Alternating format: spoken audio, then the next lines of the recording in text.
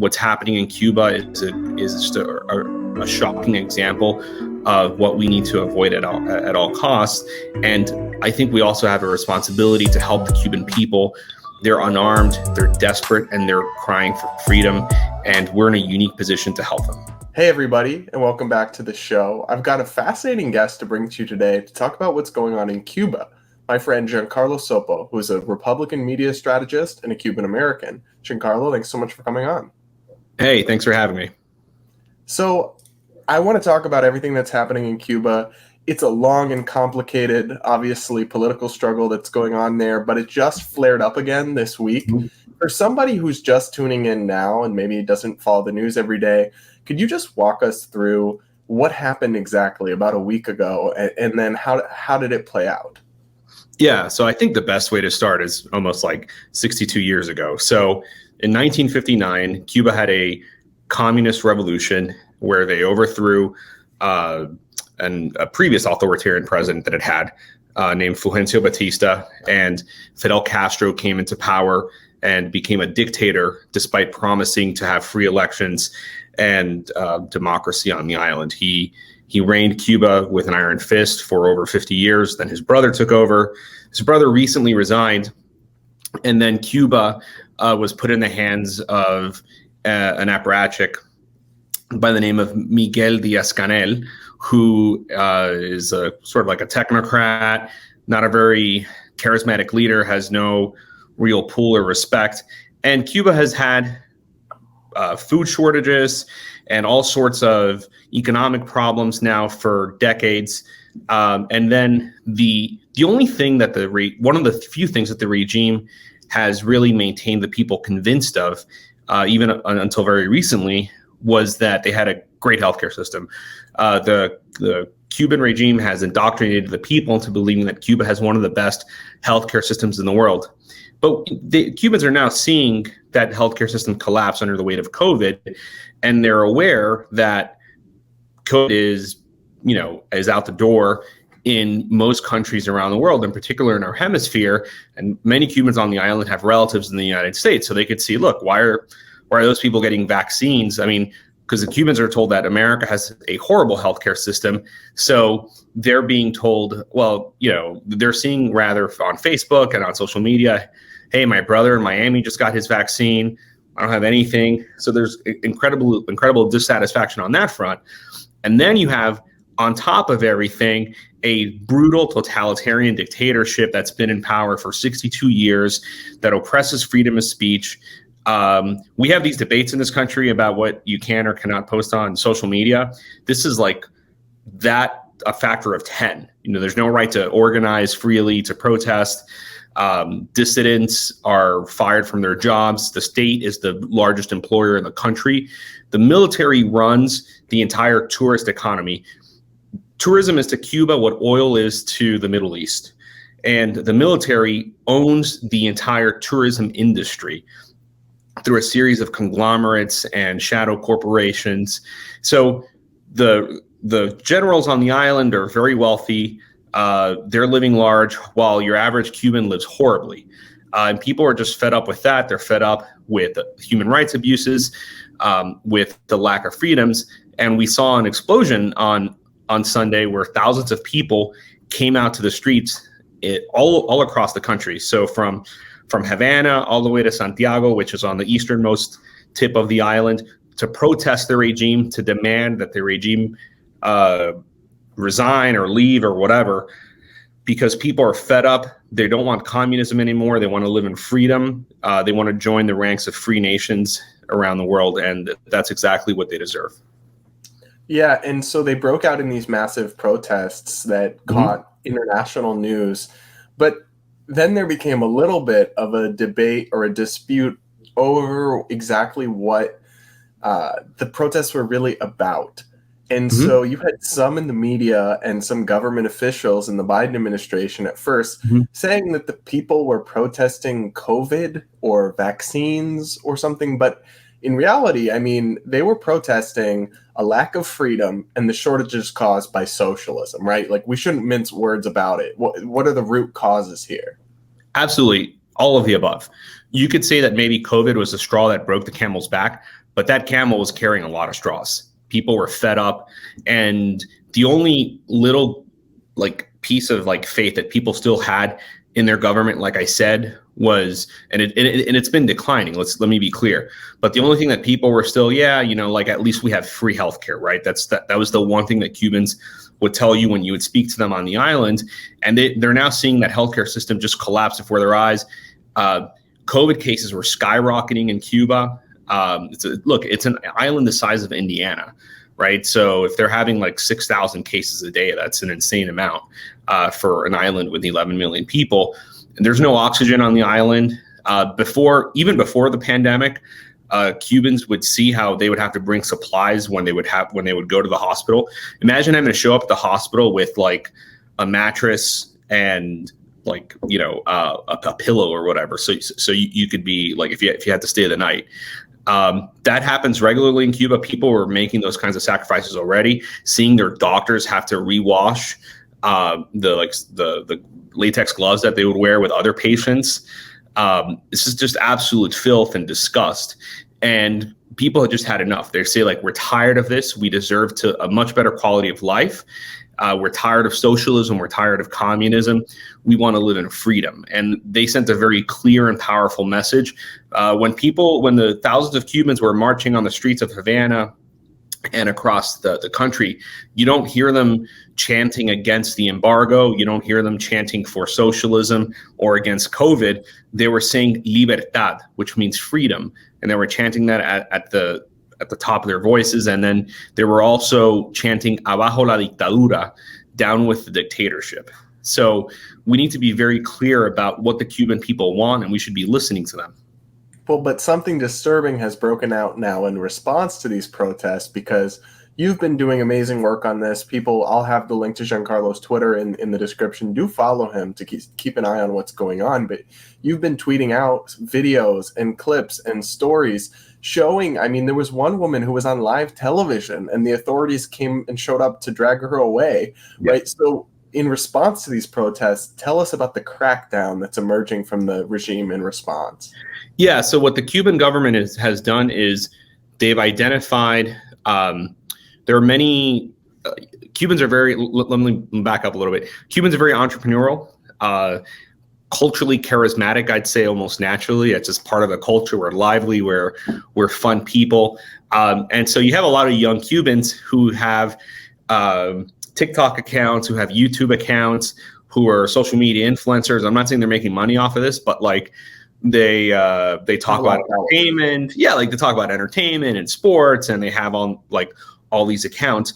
These were the people leading this popular uprising, along with artists. And I only point this out because there's a lot of misconceptions about Cubans on the island and also Cubans in South Florida. These are, by and large, these are Afro-Cubans. These are not there's always like this misconception, it's just you white Cubans in Miami. No, these are like Afro-Cubans. Many of them are very poor, but they get cell phones from relatives in South Florida or sometimes they're able to get them on the black market, and they become like these little mini YouTube influencers. And so what's happened is that the Cuban government has been tracking down these people one by one, barging into doors at the middle of the night. Mind you, Cuba is unarmed. It is illegal to own a gun in Cuba. If you get caught with a gun, you go to jail. So Cubans are completely unarmed. So they're sending in like these black berets, these thugs, knocking down doors, dragging people out of their houses and arresting them for either marching in a protest or for speaking out in favor of it online, for what they call is, I forgot the technical term, but it's something like leading some kind of crime against the revolution is what they would describe it as. So the situation is pretty awful. They've also now mandatory enlistment in the military for young men between 17 and 19. So they have like these kids, to me they're kids at least, these kids that they've pulled out of their houses and mandatory, they have to patrol neighborhoods now walking around with clubs. There are images of like troops, like fully dressed military guys, but they have all these kids in civilian attire walking around neighborhoods with bats, with clubs, ready to beat people who come out and protest. And it's a horrible situation. Imagine having to live like that, not being able to walk outside and just express yourself freely because you're afraid you're going to get hit over the head with a bat. And then they also have like these thugs, that's called Seguridad del Estado, state security. These guys who like dress in civilian clothes. You never know who they are, so it's very unpredictable. And like they'll just like walk up behind a protester, get them in a headlock, and it's like 8 of them, and they like pull them in like the unmarked car that just shows up. So it's absolutely insane what's happening on the island. I just think like Americans had not really seen this at this level. Cuba's a distant memory for a lot of people, if it's a memory at all. And it's kind of like, oh yeah, it's like this like quaint island 90 miles off our shores with cool 1950s cars. And I think people are not fully aware of the repression the state has built, and like the apparatus that the state has built to crack down on dissent. Yeah, and that's really alarming. But one thing that I want to ask you about quick that you mentioned, I mean, young social media influencers and artists and Afro-Cuban people, this does not sound like a conservative political movement that's breaking out in Cuba. And that's sometimes how it's portrayed. But is this kind of a pan-political thing on the ground in Cuba right now? These are not Reaganites. These are not conservatives in any traditional American sense for the most part. When you talk to these dissidents, to these artists, these are people who in the US, they would be center left. They would clearly be Democrats, many of them. They're trying to create, the artists in particular have been trying to create a lot of space for civil society on the island on like LGBT issues, on like animal rights issues. So they've been trying to create these spaces for dialogue without like government and building like grassroots movements to petition the government to change policies.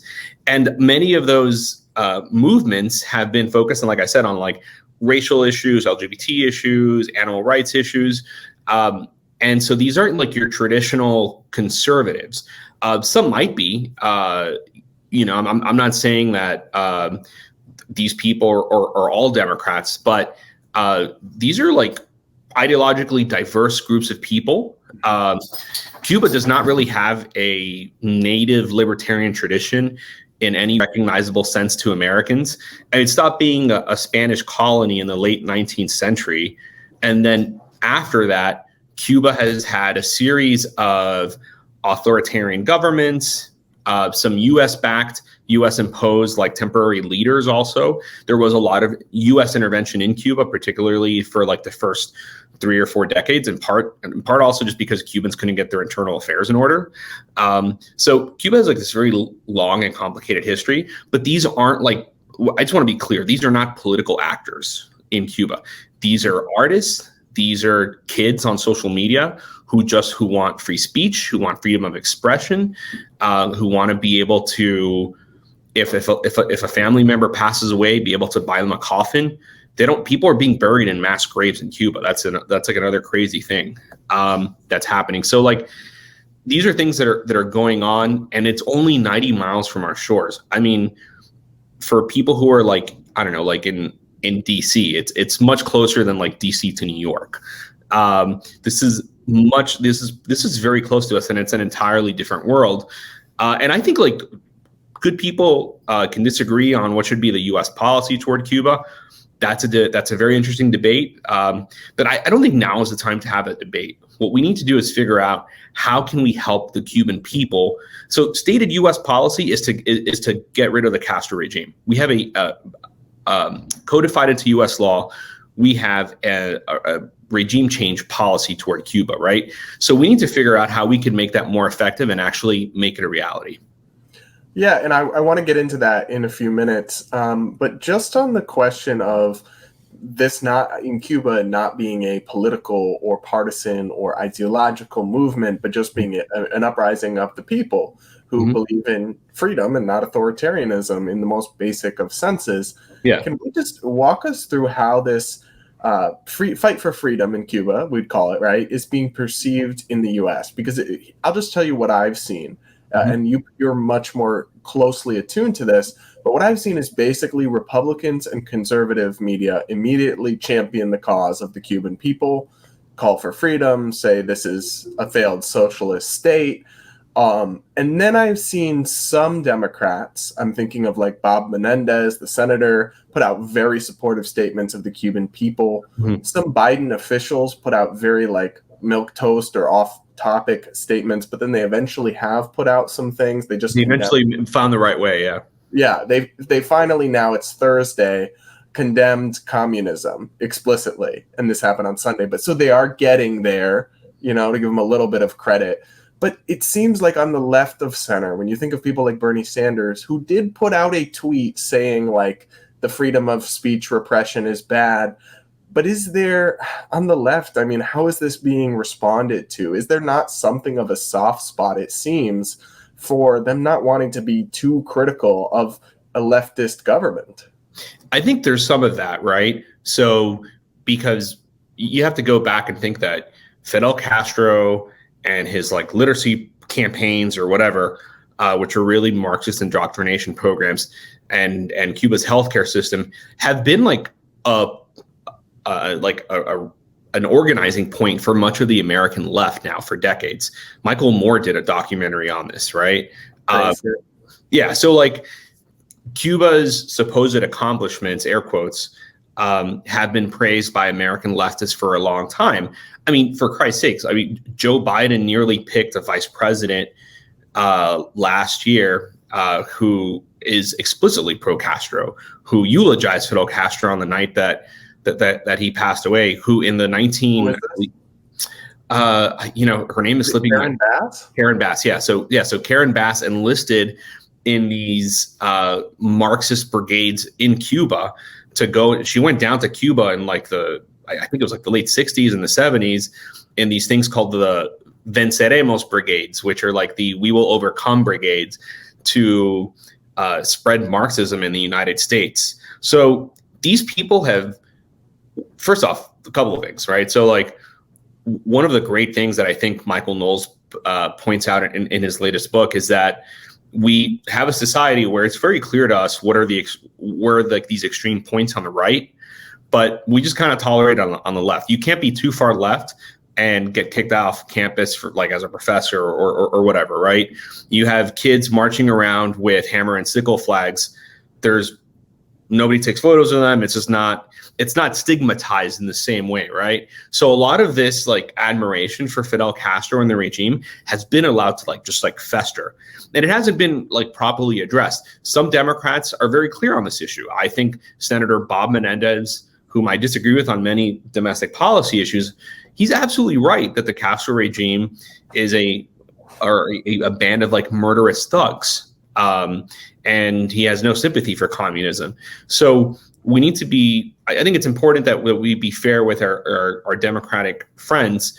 Not all of them believe this, but there are enough people now in the Democratic caucus talking about the squad and those folks who are at best silent. And then some of them are just like belong to organizations that are overtly pro-Castro, like the Democratic Socialists of America. So we haven't stigmatized this properly, I think, post-1950s in the U.S. Yeah, I completely agree with that and understand what you're saying. But one of the things in this debate that I think gets muddled a lot is, can you actually, I wrote about this, and I know my view is you cannot. Can you actually, someone like Bernie Sanders would say to you or to me that they do support something similar, though not quite the same, of the socialist economic system in Cuba. Mm-hmm. Right? They support a massive government spending, government control of the economy. However, they don't support economic freedom, free markets, and liberty in terms of spending your own money, making your own decisions. They want government taxation, regulation, control. However, they do want political freedom. They would say they do support freedom of speech. They don't want to arrest journalists. And even if you assume that that is true, that they're not just covering for face or whatever, and maybe they are, but I'm willing to make that assumption in a signal of good faith. can you actually have a political freedom without economic freedom? It seems to me you cannot. Milton Friedman talked about this a lot. He said that if the state controls your livelihood, then it's very easy for them to crack down on dissent. You talked about the government being the biggest employer. I know some of the protests they've said, we have no food, but we have no fear, or some translation of that, because it's like the government controls everything. But at this point, the shortages are so bad. It's like, well, now we have nothing to lose. But in that way, don't you think that like socialism can't exist with political freedom, even if that's what some liberals would like to say they support? Yeah, I mean, I draw a distinction between Bernie Sanders and what they have, say, like in much of like Northern Europe and Denmark. So the Danes have no interest in adopting Cuba's economic model. They believe in a safety net. We have one here in the US too, but they just want one that's much more robust than ours. And to pay for it, they charge very high taxes. But they have really no interest in, the Danish government has no interest in being the, like owning real estate in the country. They want you to be able to own your own home, buy your own stuff, spend your money however you want. It's really none of their business. They're not interested in like food rations or anything like that. They're interested in saying, all right, well, we're going to charge a lot of taxes and we're going to have like this very generous welfare state.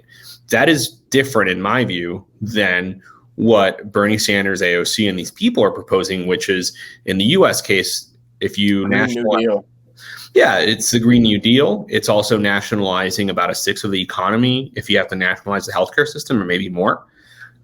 It's about now you start applying this to education, you start applying it to banking and different sectors, and now we're looking at the state controlling a much larger percentage of the economy. And look, when the government is the only employer in town, like you said, you're much less likely to rebel. Given the situation in Cuba, the employments are so bad. So many people are already unemployed because the economy is just dysfunctional, and it's completely collapsed in light of the pandemic, since they're not having any tourists. People are just saying, you know what, F this. I don't care if I get fired or not. It's not like I'm making much money anyway. Many of them just make more money getting remittances from their families in Miami anyway than like the lousy $18 a month that a Cuban state job pays. So yeah, people are just fed up. They're not scared of the government. They're certainly not scared of the current dictator of Cuba, Miguel Díaz-Canel. They're openly in the streets calling him a cingao, which is a bad word in Spanish. I'm not going to translate it exactly to English, but it essentially means mother effer. So they're saying this on the streets of Cuba. This would have been unimaginable a few years ago under one of the Castro brothers. And people are now, I think, they're no longer afraid. So I want to ask you about the economy, like you just mentioned, in terms of people, when we're talking about Cuba, the term embargo, the U.S. embargo against Cuba comes up a lot, and, Obama and Trump and their different approaches towards it. But can you just explain for us neutrally, what is exactly the embargo against Cuba that the U.S. has had as a matter of policy? The U.S. embargo is a collection of sanctions that have been applied and removed and put back again at various points in our history since like 1960, 1961, since the Eisenhower and Kennedy administrations. They were tightened under Reagan, tightened again under Bill Clinton, and then tightened under George W. Bush, relaxed under Barack Obama, tightened again under President Trump. They're codified into U.S. law. So like I said, there are a series of sanctions.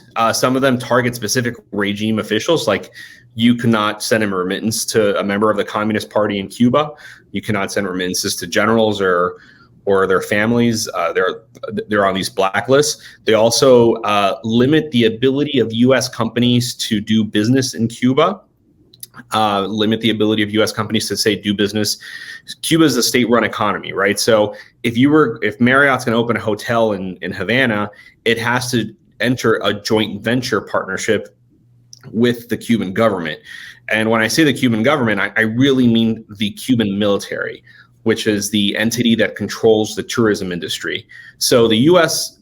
embargo and various sanctions do not allow for that. Now, there have been some sanctions that have been applied and loosened on travel. Generally, Cuban Americans have been able for quite some time to go to Cuba. Sometimes it's harder than others. Sometimes you can only fly into certain cities. You may have to take charter planes instead of just like booking a flight on American Airlines. Those things have changed, and then there have been varying levels of restrictions on non-Cuban Americans to their ability to go to Cuba. There are restrictions on this has changed at times, right? So sometimes you could go and you can stay in a government hotels. Other times it's okay, you can go to Cuba, but you cannot stay in a government hotel. You have to stay like at an Airbnb. So the sanctions have been like softened, strengthened, fine-tuned here and there. And then there are also sanctions that we impose on which we haven't really applied effectively. That's codified into U.S. law, but year after year, the president of the United States would just decline to apply the law, where we would prohibit other countries, where we would not we'd have a policy to say, okay, you're like this bank in Spain. If you do business in Cuba, you cannot do business with the United States. But most administrations have just waived that policy. President Trump began enforcing it under his. I'm not entirely clear on where that stands right now, but it does have some far-reaching effects like that. Public opinion on the Cuban embargo among Cuban Americans has shifted. The community was kind of like leaning away from it during the Obama years, and now that they've swung back to where the most recent polls show that 60% of Cuban Americans support the embargo. But then when you ask them about specific aspects of the embargo, they want to be able to send food and aid to their families. The U.S. embargo has allowed for that for a long time. The United States is one of Cuba's largest sellers of food. We're one of the largest purveyors of medicine to Cuba. If you were to add up the remittances and the actual goods that Cuban Americans send to their families on the island, it would be larger than many of its domestic industries. So Cuba really has an embargo against its own people. They can trade with all these other countries. What they have is a dysfunctional economic system and corrupt people at the very top who skim let's just say steal from remittances, who steal from transactions that you conduct with the Cuban government. They're enriching themselves while paying people miserable wages and very poor living standards. One quick example. So President Trump imposed sanctions on remittances via Western Union. And the reason for that was Western Union was just allowing the Castro regime to charge a 10% tax on anything that you sent to Cuba. So if you sent your family $100, those $10 of that was going to some regime official, God knows how, or what they were doing with that. And it would end up in the Cuban military. So President Trump said, look, you guys can't continue allowing this. If you don't pressure the Cuban government to stop this practice, we're going to strip you of this license. So that's exactly what he did. To compensate for that, Cubans have found all sorts of I have family on the island, so we send them aid. So we find all sorts of creative ways to get them food and money to buy, to take care of themselves. But really the problem here is the Cuban regime. There are good arguments, I think, on both sides of this issue. Perfectly good people can agree to disagree. Some people argue that if we remove the embargo, the regime would be gone sooner. Some people say, well, if you remove the embargo, it'll only enrich the regime because they'll just keep all the profits and give people crumbs. So there's this very lively debate on this issue. But the bottom line, and I think where most Cuban Americans agree, is that the Cuban embargo is not the primary or even secondary cause of misery in Cuba. It's the failed policies of the Castro dictatorship. Yeah, I think the debate over the embargo does interest me, and I think I can see where both sides would be coming from on it, but ultimately it's not the root of the problem. The root of the problem is socialism, it's tyranny, it's authoritarianism. So I guess if you could just leave people with a 30-second takeaway about what Cuba should tell them about America and what we need to preserve here and what lessons we should take from it, what would it be?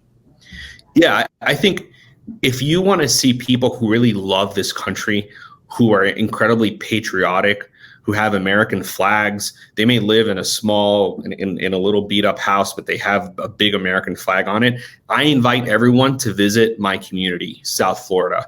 I was born and raised in Little Havana. I lived in a very Cuban neighborhood growing up, and Cuban Americans are incredibly patriotic. And the reason is because we know how special this country is. We know that this is a place where you can start poor and then work really hard. You know, maybe you become rich, but or you just end up middle class, like my mom did.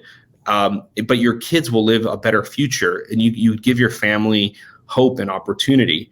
We don't. Cuba does not have that. And a great contrast to this is that my family that still lives in Cuba, they've lived in the same house for 80 years. They can't move out of there. They're stuck, right? My mom came to this country with nothing. She had me, and then a few years later, she started, she was able to make a little bit more money, save a little bit more money, start a business, and eventually move us out of a little tiny duplex in Little Havana into the suburbs. That's only possible in the United States. And this is a really incredible country, and we need to preserve that. And I think what's happening in Cuba is just a shocking example of what we need to avoid at all costs. And I think we also have a responsibility to help the Cuban people. They're unarmed, they're desperate, and they're crying for freedom. And we're in a unique position to help them. Yeah, absolutely. And I think that's a good place to wrap up the conversation about Cuba. Maybe your take will be about like Cuban food or American food or something, but we always round out the show with a food take. So Giancarlo, let us know what your most controversial food opinion is. My most controversial food opinion is that I think I've only had like one Cuban sandwich, despite being a Cuban American. Everybody asks me about Cuban sandwiches, and I don't really eat Cuban sandwiches. I've tried them like maybe once or twice, but they're not really my thing. So are they actually like a thing eaten commonly in Cuba, or is it just an American like food? So I've asked my wife about this. She's never heard of them, Cuban sandwich. There are some Cuban sandwiches which are here in the United States, like the medianoche or the midnight sandwich. But I asked her, do you know this Cuban sandwich thing? She's like, I think that's a Miami thing. I don't recall a Cuban sandwich in Cuba. So yeah, my lack of love for the Cuban sandwich would be my most controversial food take. Well, there you go. Thanks so much for coming on, and everybody check out the links in the description below to make sure that you're following Giancarlo and all the work he's doing with Cuba. Thanks again.